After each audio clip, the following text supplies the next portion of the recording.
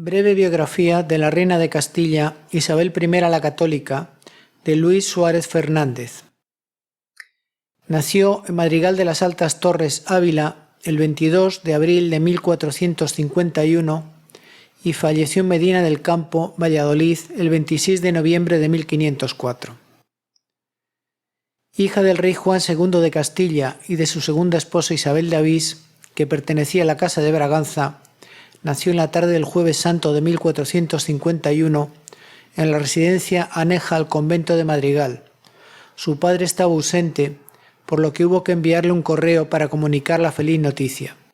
Apenas pudo llegar a conocerlo, ya que el rey falleció en 1453. En su testamento, Isabel ocupaba el tercer lugar en la sucesión, después de sus hermanos varones, Enrique IV y Alfonso, que llegaría a titularse rey durante una de las graves revueltas. La infanta creció alta, rubia, como su bisabuela Felipa de Lancaster, de tez blanca, lechosa, dulce en su apariencia y en el trato con las personas, aunque según todos los testimonios se hallaba dotada de extraordinaria inteligencia y energía. Destacaba especialmente la intuición que le permitía desenvolverse con acierto en medio de problemas muy complejos que a lo largo de su vida surgieron. Sin embargo, fue la piedad religiosa, la más destacada de su carácter. Algunas decisiones que hoy se consideran erróneas fueron fruto de dicha piedad. Alejada su madre de la corte al producirse el relevo en el trono, vivió sus primeros años en Arévalo, recibiendo una muy cuidada y austera educación. En ella participaron Santa Beatriz de Silva, fundadora de las Concepcionistas, Fray Martín de Córdoba, que le dedicó especialmente un ejemplar de su famoso libro El jardín de las nobles doncellas, Gutiérrez de Cárdenas, Gonzalo Chacón y sus respectivas esposas, antiguos colaboradores de Álvaro de Luna, cuya reivindicación asumiría luego Isabel. Todos coincidían en inculcarle profundos sentimientos religiosos a los que se mantuvo fiel toda su vida. Terciaria dominica sintió especial apego a los jerónimos, de donde procedía el que habría de convertirse en su confesor y hombre de confianza, Fray Hernando de Talavera. En Guadalupe, donde se había establecido el sepulcro de Enrique IV, ella se hizo reservar una celda, cara al altar mayor al que se retiraba a orar y meditar. La llamaba Mi Paraíso. Algunas de las decisiones importantes se tomaron precisamente en este lugar. Su actividad política resulta inseparable de la de su marido Fernando, a quien se puede asegurar que profesó profundo amor. Ella le definiría pocas horas antes de su muerte como el mejor rey de España. En ocasiones resulta imposible distinguir, en las decisiones que se tomaron, el protagonismo de uno y otro. Curiosamente fue el de este infante aragonés el primer nombre en el amplio abanico de posibles esposos que se manejaron, cuando la infanta era solamente una pieza en posibles alianzas. El nombre fue rechazado por el marqués de Villena y los otros consejeros de Enrique IV, porque parecía significar el retorno de los infantes de Aragón. Fueron para ella duros los años de estancia en Arévalo, pues desde 1454 su madre presentaba ya signos acusados de locura. Además, durante este tiempo, la menguada corte de la reina viuda pasaba estrecheces que contribuyeron a aumentar el espíritu ahorrativo de Isabel. Mientras tanto, Enrique IV, en el momento mismo de comenzar a reinar, había contraído segundo matrimonio tras divorciarse de Blanca de Navarra, hermanastra de Fernando, alegando impotencia, con una pariente suya, Juana de Portugal.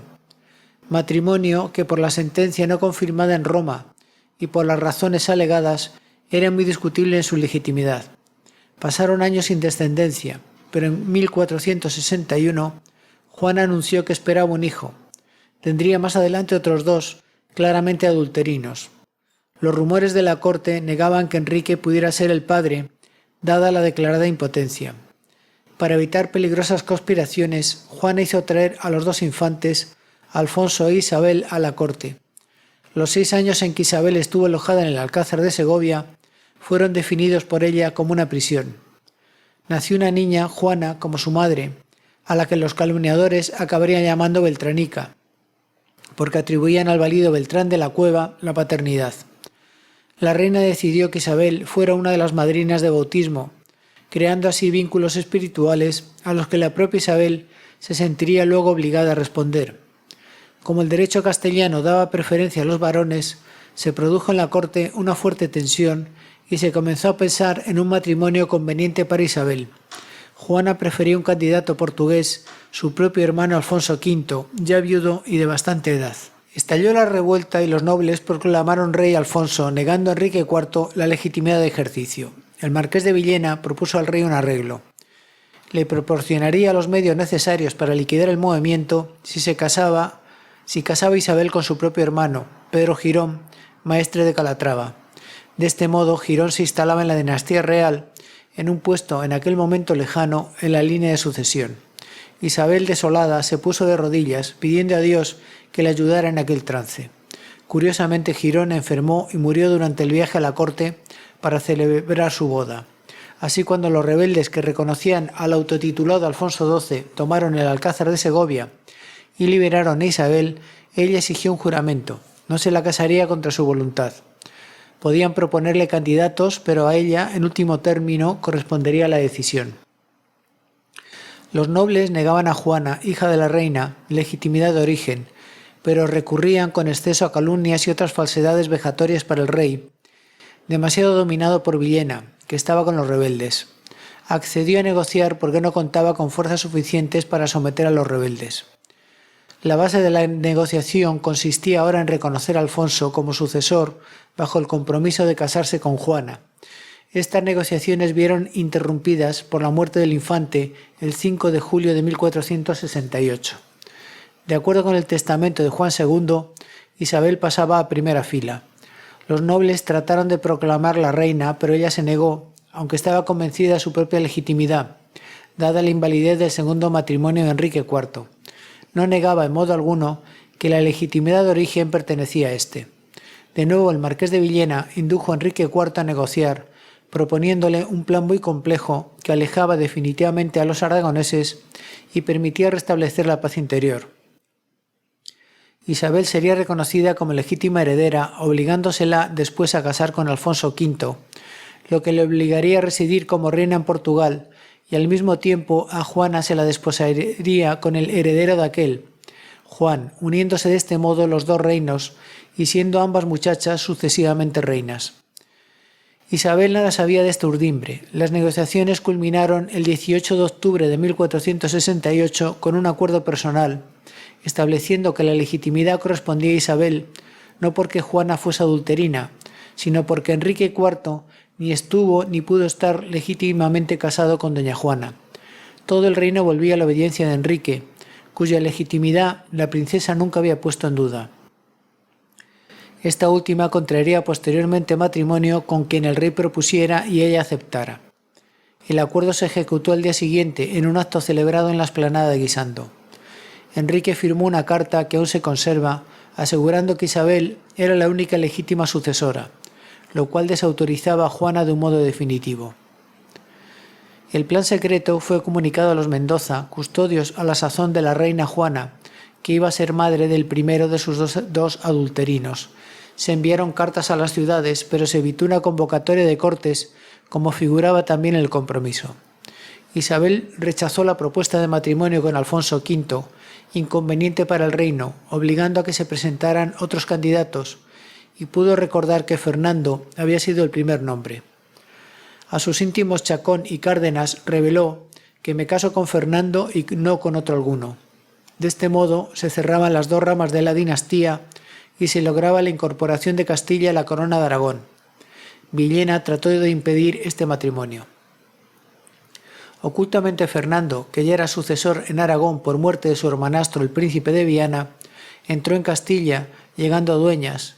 Ambos príncipes, Fernando usaba título de rey de Sicilia, comunicaron en tono respetuoso a Enrique IV su propósito de casarse. El matrimonio tuvo lugar el 19 de octubre de 1469 en Valladolid y fue inmediatamente consumado. Dieron cuenta al rey asegurándole que en nada se alteraba su fidelidad y obediencia, pero el marqués de Villena, al ver desbaratados sus planes, propuso a Enrique IV repetir el acto de Guisando en otro lugar, reconociendo a Juana como sucesora, alegando que, por desobediencia, Isabel perdía sus derechos. Pero una vez establecida la no legitimidad de Juana, nada podía devolvérsela. En Valdelozoya, el 26 de octubre de 1470, Enrique IV y su esposa juraron que Juana era hija suya y nacida de su unión. Isabel y su marido evitaron el recurso a las armas, pero se negaron la adhesión de Asturias y Vizcaya, los dos principales señoríos patrimoniales de la corona, y muchas ciudades y la mayor parte de los nobles siguieron la misma conducta. La principal decisión de apoyo vino del Papa Sixto IV, que envió a la península a su principal consejero, el valenciano Rodrigo Borja, futuro papa. Él, sobre el terreno, llegó a la decisión de que Fernando e Isabel eran, para la Iglesia, la mejor de las soluciones. Se bendijo su matrimonio y se impidieron otros que hubiera podido hacer sombra. En las Navidades de 1473, Enrique IV operó una reconciliación, reuniéndose con Fernando e Isabel en Segovia, cuyo alcázar, con el tesoro que encerraba, les fue entregado. Se prometía para Juana un matrimonio digno que le permitiera permanecer dentro del más alto nivel. De este modo, aunque ausente Fernando por la guerra del Rosellón, murió Enrique IV el 12 de diciembre de 1474. Isabel fue proclamada reina sin que se produjese en las primeras semanas ninguna disensión. Los consejeros de Fernando, que no estaban convencidos de que una mujer pudiera reinar, reclamaron que se le entregara la corona, siguiendo en esto las costumbres aragonesas. La querella quedó saldada mediante una sentencia arbitral que el cardenal Mendoza y el primado Carrillo elaboraron en Segovia. A falta de varón en la línea de sucesión, a la mujer correspondía ceñir la corona y reinar. Isabel compensó inmediatamente a su marido, firmando un documento que daba a éste los mismos poderes que ella misma, ausente o presente. En adelante, todas las cosas se harían a nombre del rey y de la reina. Fueron cursadas órdenes a los cronistas para que se lo hicieran constar. Una curiosa anécdota pretende que en el momento del nacimiento de Juana, el cronista Pulgar propuso escribir que los reyes parieron una hija. Las bromas son a veces muy reveladoras. Alfonso Carrillo, arzobispo de Toledo, se sintió defraudado. Él había sido cabeza del bando isabelino y ahora le desplazaban los antiguos partidarios de Enrique IV, uniéndose a los Pacheco y a los Estúñiga, que temían verse despojados de señoríos que pertenecieran a los infantes de Aragón. Reclamaron la ayuda de Portugal, que podía sentirse amenazado por esta unión de reinos, y promovió un alzamiento en favor de Juana, cuya madre fallecía en Madrid por estos mismos días. Juana, con 13 años de edad, fue proclamada reina en Trujillo, concertándose su matrimonio con su tío Alfonso V, que le excedía más de 30 años. El Papa nunca autorizó dicho matrimonio. Pocos nobles y casi ninguna ciudad se sumaron al alzamiento, que fracasó provocando una guerra entre Castilla y Portugal, que culminó con la victoria de Fernando en Toro el 1 de marzo de 1476. Evitando incurrir en represalias, Fernando e Isabel firmaron pactos con cada uno de los nobles, garantizando sus rentas, y negociaron ampliamente con Portugal. Los acuerdos de Alcasovas de 1479 sellaban una fraternidad con Portugal. La primogénita de los reyes católicos, Isabel, se casaría con el nieto de Alfonso, preparándose para ser reina, y a Juana se la prometía con el príncipe de Asturias, recién nacido, garantizándosele una indemnización. Se reconocía el monopolio portugués a las navegaciones más allá del Cabo de Bojador. En un texto de dignidad, Juana rechazó el matrimonio. Se la estaba tomando por una simple pieza, e ingresó en un monasterio con disgusto para Isabel. En cambio, la infanta de este nombre se casaría por 2 veces en Portugal y sería reina, muy bien amada por sus súbditos. Con los linajes de nobles se establecieron acuerdos de los que en puridad no podían tener queja. De este modo se completaba el programa de Enrique II respecto a las relaciones entre los reinos peninsulares y la consolidación de la nobleza en los 3 niveles. Uno de los principales errores de la historiografía del siglo XIX es presentar a Isabel como enemiga de la nobleza. Se sirvió de ella y la consolidó como élite social. Terminada la guerra, Isabel y su esposo convocaron cortes en Toledo en 1480. Se habían celebrado ya otras en Madrigal, donde se esbozó un ambicioso programa para el establecimiento de un orden institucional de la monarquía. Sus leyes pueden considerarse como la primera constitución de ella. En estas Cortes se decidió establecer una definición concreta del poderío real absoluto, es decir, independiente de cualquier otro superior, ejercido en dos niveles, el del rey y el de su sucesor, el príncipe de Asturias. También se dispuso una codificación de todas las leyes vigentes para que Castilla dispusiese como los reinos de la Corona de Aragón de un código. Este fue el ordenamiento de Montalvo, que a merced de la imprenta pudo llegar a todos los rincones en donde se administraba justicia. Se logró una absorción completa de la deuda pública y se acometió un proceso de estabilización monetaria que fijaría las relaciones entre los dos patrones, oro y plata, asignando a las piezas acuñadas un precio que permanecería inalterable hasta el fin del reinado. Se mantuvieron sin variaciones los impuestos y se renunció en favor de la Hermandad General a todas las ayudas y servicios extraordinarios que se solicitaban anteriormente a las Cortes. 2 o 3 años antes, en Guadalupe y en Sevilla, los reyes celebraron importantes conversaciones con el nuncio de Sixto IV, Nicolás Franco. Coincidieron también con una asamblea del clero en que abordaron los problemas de una reforma de la Iglesia extendida a sus miembros no religiosos. Con el nuncio se abordaron especialmente algunas líneas de actuación y marcaron el reinado. Aparte del fortalecimiento de la disciplina y del refuerzo de la fe como signo de unidad entre todos los súbditos que, por esta razón, debían considerarse libres, entraban la eliminación del Reino de Granada, que se había independizado en rebeldía de la Corona de Castilla, a la que desde el principio perteneciera. La reforma de la Inquisición, introducida ya por Pío II a fin de acabar con las desviaciones de los falsos conversos y la defensa del Mediterráneo frente a la amenaza turca.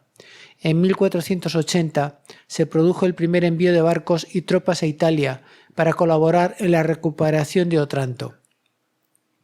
La guerra de Granada, que se justificaba reclamando a los nazaríes que volvieran al vasallaje castellano, como en el siglo XIII, fue enfocada desde una estrategia de desgaste para lograr la capitulación, de modo que solo Málaga fue combatida hasta una entrega sin condiciones. En los demás casos se permitía a la población rendida conservar su fe en ciertas condiciones.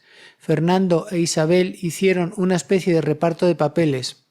El rey estaba con sus tropas en primera línea tomando decisiones y haciendo alarde, pero la reina sostenía los ánimos y allegaba recursos. Por primera vez Isabel organizó hospitales de campaña de gran eficacia. En determinados momentos también ella acudía a la primera línea para estimular con su presencia a los combatientes. Al final la resistencia se quebró. Algunos ilustres granadinos permanecieron recibiendo el bautismo y otros fueron incorporados a la nobleza. Boabdil recibió una muy fuerte compensación económica por sus propiedades y emigró a Marruecos, en donde fue muy maltratado. Como Ladero Quesada ha podido demostrar documentalmente, la experiencia adquirida en esta guerra permitió crear un ejército real, partiendo sobre todo de las llamadas lanzas de la ordenanza, pagadas directamente por el Estado, las unidades de las órdenes militares y las compañías de la Hermandad General que procedían de los grandes municipios. Al término de la guerra, cumpliendo un programa previamente esbozado, se suprimieron los maestrazgos de las órdenes militares que fueron asumidos por el propio rey, pasando éstas a ser una de las dimensiones de la corona. Los comendadores nombrados por el rey se hallaban así bajo su directa dependencia. Los nombres de las órdenes han sobrevivido hasta nosotros como títulos para distintos regimientos.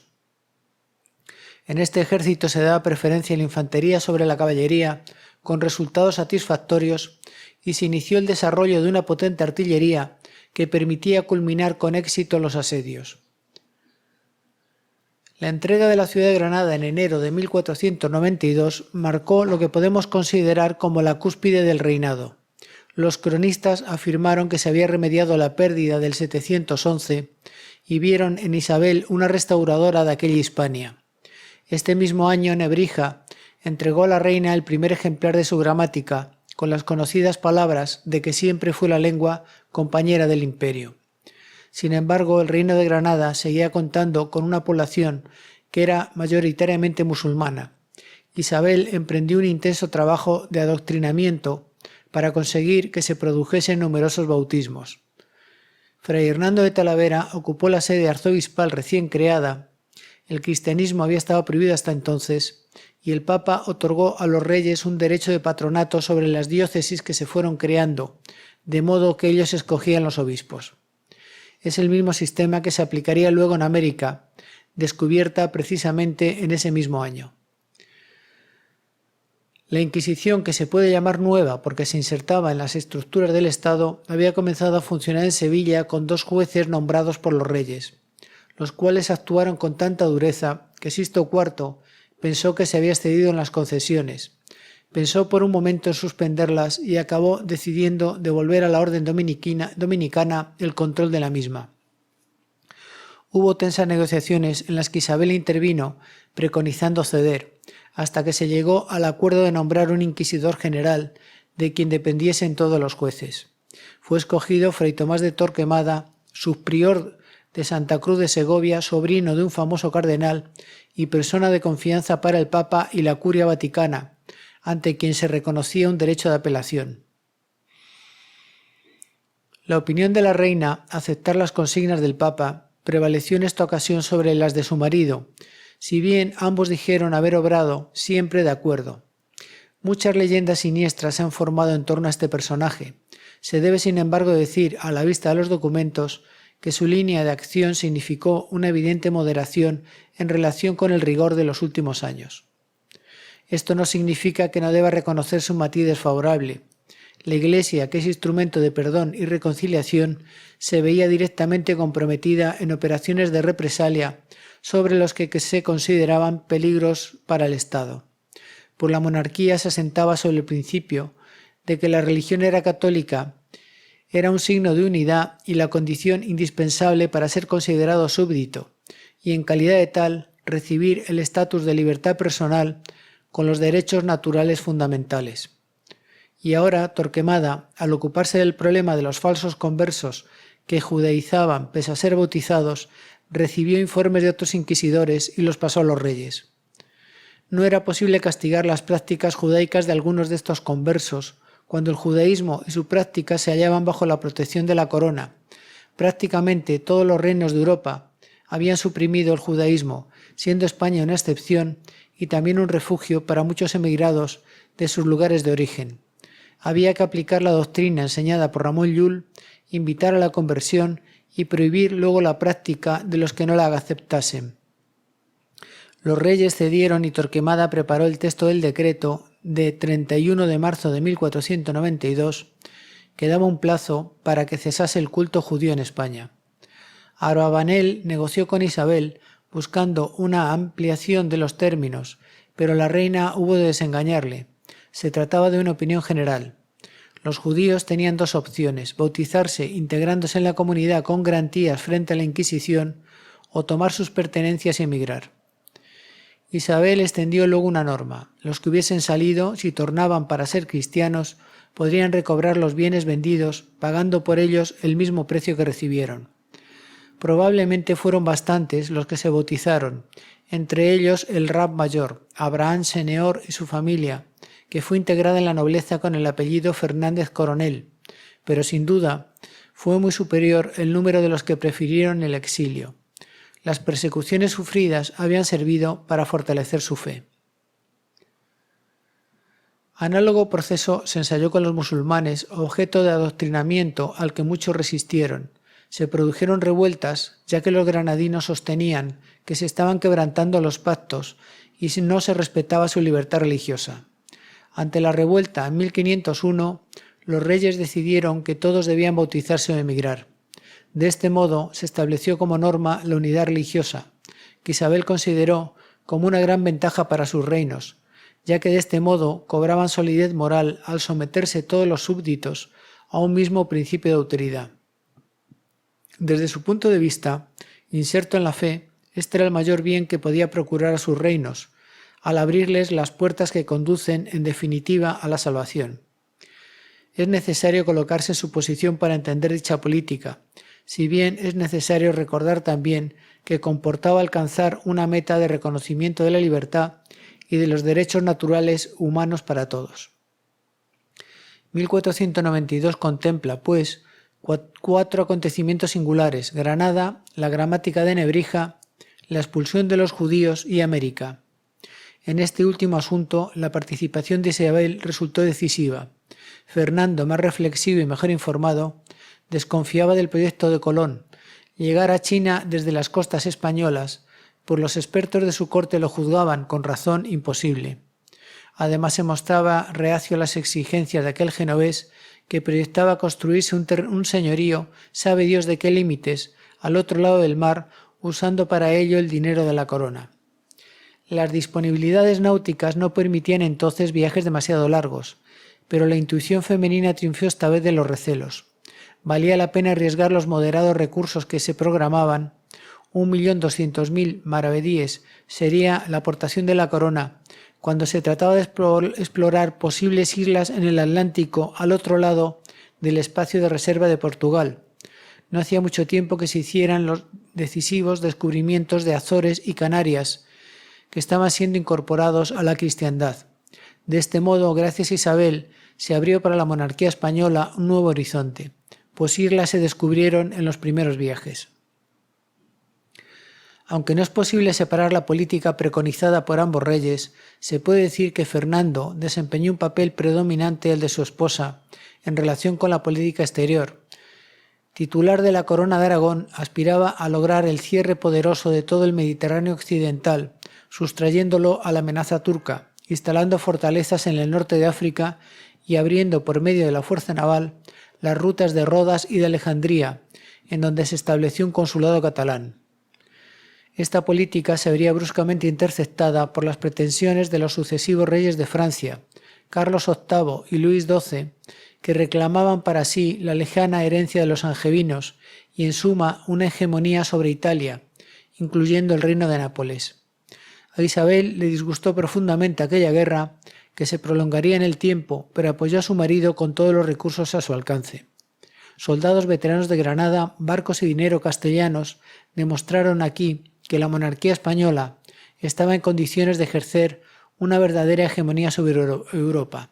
Otros medios castellanos se emplearon también en conseguir la recuperación económica de Cataluña. En este principado, Isabel tuvo oportunidad de recibir muchas muestras de afecto. Personalmente, ella se volcó de modo especial en la política religiosa. Para ella, la maduración y reforma del catolicismo romano eran tarea esencial, así lo reconocieron los papas, y por eso Alejandro VI, a quien conocía desde su legación en España, le otorgó el título de católica, compartiéndolo con su marido. En esta tarea pudo contar con tres importantes colaboradores: el cardenal Pedro González de Mendoza, arzobispo de Toledo, el ya mencionado Fray Hernando de Talavera, su confesor, y el franciscano de la Observancia, Fray Francisco Jiménez de Cisneros, que sucedería al segundo como confesor y al primero en la sede arzobispal de Toledo. Para ella elaboraron un amplio programa. Volviendo a ciertos puntos que ya se han insinuado, Talavera, que había intervenido en todos los asuntos importantes del reinado, pasó a ser prelado de Granada, en donde la Iglesia partía de un punto cero con el encargo preciso de conseguir que el mayor número posible de musulmanes se convirtiera a la fe católica. Se trataba de invertir los términos. Fray Hernando, profundamente religioso, aunque dentro de la orden jerónima, rehuyó cualquier clase de presión o de violencia. Había que demostrar a la gente común que la verdad cristiana tenía todas las características necesarias para ser preferida a cualquier otra. Sus modos fueron tan humanos que los musulmanes, refiriéndose a él, llegaron a llamarle el alfaquí santo. El procedimiento tenía un inconveniente: era lento. Por eso, en 1499, al asumir la dirección de la Iglesia en España, Cisneros convenció a la reina de que había que cambiar el modo, presionando, en algunos casos con violencia. Así fue como se produjo la rebelión de la que con anterioridad se ha hablado. La pragmática de mayo de 1501, firmada por Fernando, prohibía la práctica de la religión musulmana en todos los reinos de Castilla. Se tomaron además medidas que dificultaban la emigración, evitando así una salida en masa. La norma no fue aplicada en los reinos de Aragón y de Valencia, produciéndose un trasiego, ya que aquí la nobleza no quería prescindir de esta valiosa mano de obra. Bautizados prácticamente a la fuerza en el ámbito castellano o supervivientes de un islamismo poco eficiente en los reinos de la Corona de Aragón, fueron identificados en la conciencia hispánica como moriscos. De este modo nació un problema, el de la simpatía de estos moriscos hacia los turcos, que persistiría hasta principios del siglo XVII, causando injusticias, molestias y pequeñas ocasiones de revuelta. En el plano familiar, Isabel y Fernando tuvieron 5 hijos nacidos según este orden: Isabel, Juan, único varón, Juana, Catalina y María. Para la reina fueron causa de experiencias muy amargas, que influyeron en el deterioro de su salud en los años posteriores a 1497. De acuerdo con los tratados de Alcasovas, la mayor Isabel casó con el heredero de Portugal, Alfonso, a quien conocía, pues de niños vivieron en casa de su hija, la condesa Beatriz de Braganza. De modo que al celebrarse la boda en 1491, se creó en torno a ellos la noticia de que estaban profundamente enamorados, cosa que al parecer era muy cierta. Cuando Alfonso murió en 1491 de un accidente hípico, la viuda descarró su velo como una dama de la corte de Arturo y anunció que no volvería a casarse, haciendo vida religiosa. Sus padres consiguieron que rectificara. Tenía que ser reina de Portugal, por lo que se casó en 1497 con Manuel, que había sucedido a Juan II. Al mismo tiempo se celebraba la doble boda de Juan y Juana con Margarita y Felipe, hijos de Maximiliano. Había que unir a los Habsburgo y a los Trastámara frente al poder de Francia. El príncipe de Asturias, que había padecido siempre mala salud, falleció el 4 de octubre de 1497, sin descendencia, de modo que Isabel fue reconocida como sucesora, con disgusto de Felipe el Hermoso. Ella murió también al dar a luz a su hijo Miguel. Hasta 1500, este niño fue la gran esperanza de unión entre España y Portugal. Falleció también en dicho año, cuando Juana ya tenía un hijo varón al que llamaron Carlos, como al temerario. Consecuente con los principios que siempre defendiera, Isabel no dudó en ningún momento que Juana tenía derecho a sucederla en el trono, y así fue reconocida y jurada por las Cortes en Toledo. Felipe no estaba conforme, compartía la doctrina francesa de que las mujeres deben transmitir los derechos a sus hijos o maridos. Quería en consecuencia ser rey. En el viaje que los nuevos príncipes de Asturias hicieron a España para ser jurados, Isabel y Fernando pudieron comprobar 2 cosas: que la princesa Juana presentaba trastornos mentales como su abuela y que Felipe, ligado estrechamente a Francia, no mostraba hacia su esposa la debida corrección de conducta y la presionaba con dureza para que firmase un documento en que hiciera plena transmisión de sus funciones, pudiendo ser retirada de la escena. Estas circunstancias influyeron negativamente en la salud de la reina, que ya estaba muy quebrantada, de modo que fallecería el 26 de noviembre de 1504, cuando contaba únicamente 53 años de edad. Poco antes de morir, redactó un testamento que, contado entre las leyes fundamentales del reino, establecía por primera vez en Europa el reconocimiento de los derechos naturales humanos a todos los moradores de islas y tierra firme recién descubiertas. Aunque conculcado muchas veces, como sucede con todas las leyes fundamentales que se promulgan, el principio se mantuvo en lo esencial, haciendo que América se constituyera en forma de reinos y no de colonias, y se diera al principio de unidad religiosa el mismo valor que se le otorgaba en la península. La Constitución de los Estados Unidos menciona en primer término el nombre de Dios. En ese mismo documento, Isabel, que acababa de expresar las elevadas cualidades de su marido, disponía que si Juana estaba ausente o no podía o no quería ejercer sus funciones, estas fueran asumidas por Fernando, ya que así se lo habían solicitado las Cortes de Toledo. Esta cláusula no fue observada porque Felipe el Hermoso, contando con el apoyo de una parte de la nobleza, lo impidió. Pese a todo, la temprana muerte de Felipe hizo que Fernando pudiera volver a sentarse en el trono, completando la obra de Isabel.